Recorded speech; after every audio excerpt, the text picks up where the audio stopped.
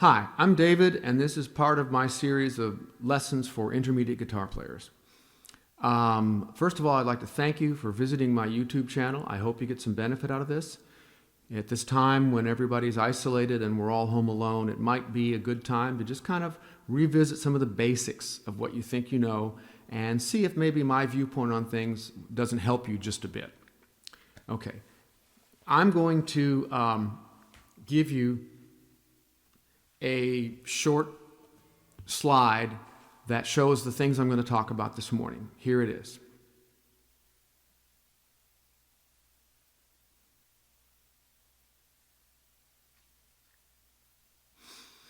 Okay, so what's the first thing we're going to talk about? We're going to talk about the pick. Now, I use these picks, which are star picks. They have a hole in the center that's kind of serrated around the edges like a little gear wheel. That gives me a little better grip. Mine are the orange ones, which are sort of a medium light. Some people like a heavy pick, stiff pick. I don't like a stiff pick. Too light a pick, and you can't play good lead. Too heavy a pick, and you can't play good rhythm. Now, your mileage may vary, but that's my opinion on the matter.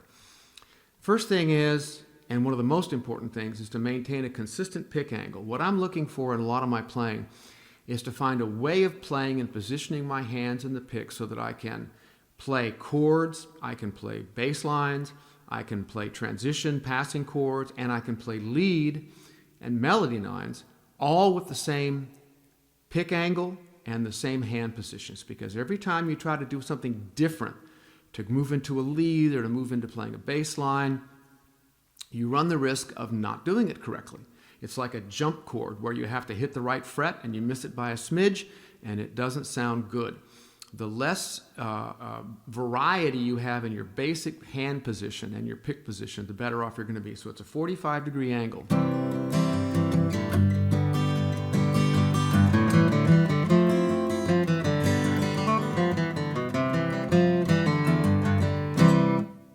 Now, positioning hands and wrists.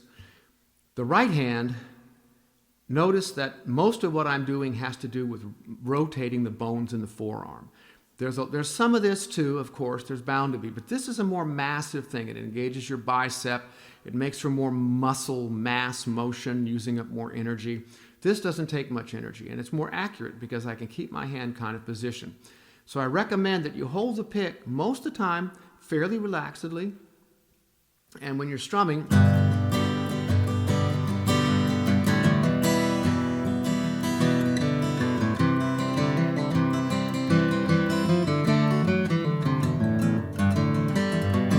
notice most of that I'm doing is right here.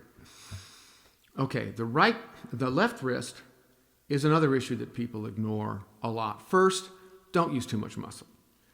Try to figure out how to bring the fingers down on the string so that they're as close to vertical down the fretboard as you can get them, like little pins. Imagine you're a robot and you want the fingers to come right down onto the strings. Secondly, you want every string that's supposed to be played to ring and every one that's supposed to be dead to be fully deadened as much as you can do it.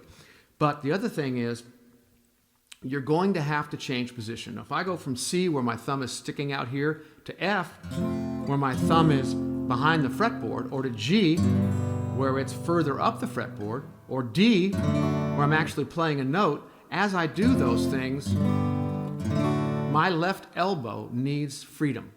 I need to be able to sit where I don't have an arm on a chair, where I don't have it propped up against my body, and I need the guitar to be relatively high in the chest to keep both hands with the maximum amount of leverage. If they need to move down or up or over, you're not stressed, you're not holding it low like an electric guitar player. I don't recommend that for electric guitar playing either.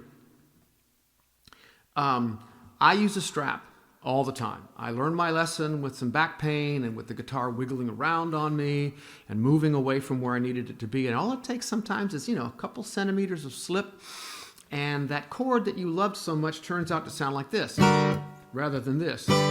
Okay?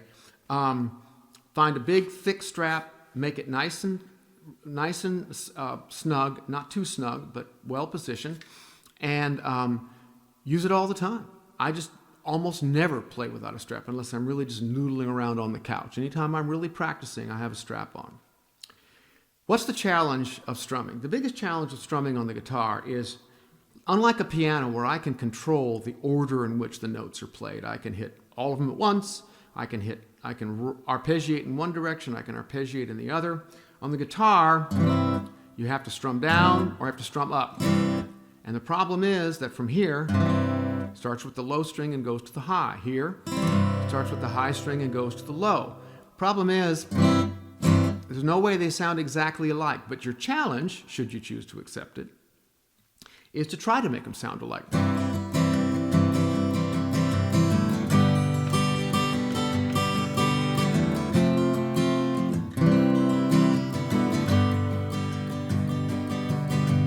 Okay, so that's one of the most important things, is to try to smooth out your strum and make it even so that the up strum and the down strum sound the same. Think piano player. Next one is, and this is something even advanced players need to work on that I've seen, is make sure that every note rings clearly.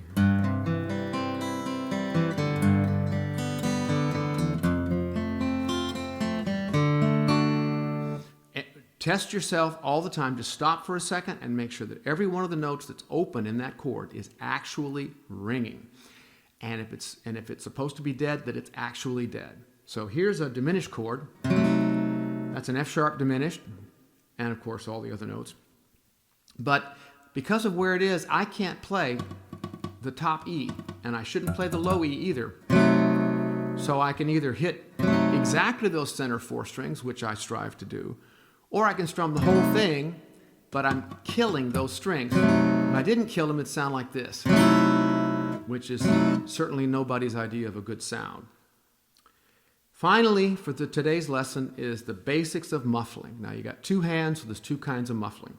The right hand muffling is stuff like this, where I just lift my hand up a little bit and relax it, and everything dies. Unfortunately, you can't do the opposite. You can't have it relaxed and have it ring, because we're percussive instrument players and we need that bang to make it happen. And so I can do things like...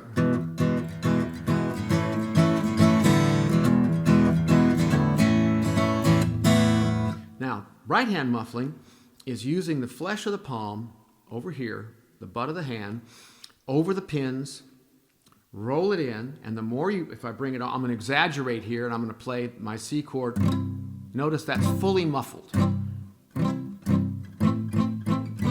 which may be a sound you want. Most of the time it's not. What you want is an intermediate sound. Here's a ringing C. Here's a right muffled C. And I can... So if I'm playing along with a simple, like a country blues line,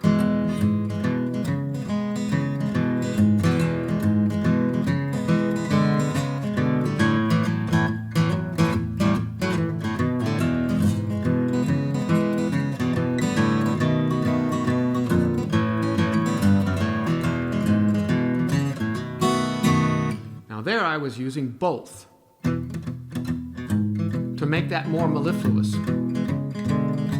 And then I was also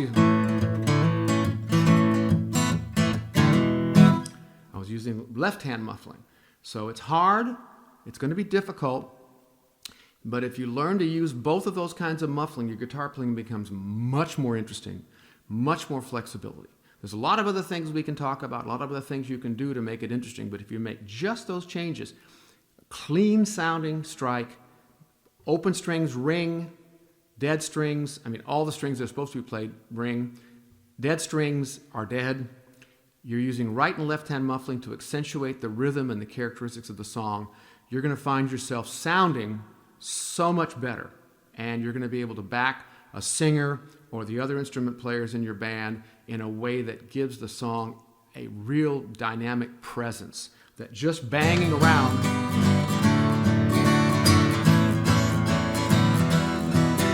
I mean, that might sound good the first time around, but after the 14th time you've played that set of chords, the audience wants more, and so do you. Okay, here again, in summary, is my main points for the day.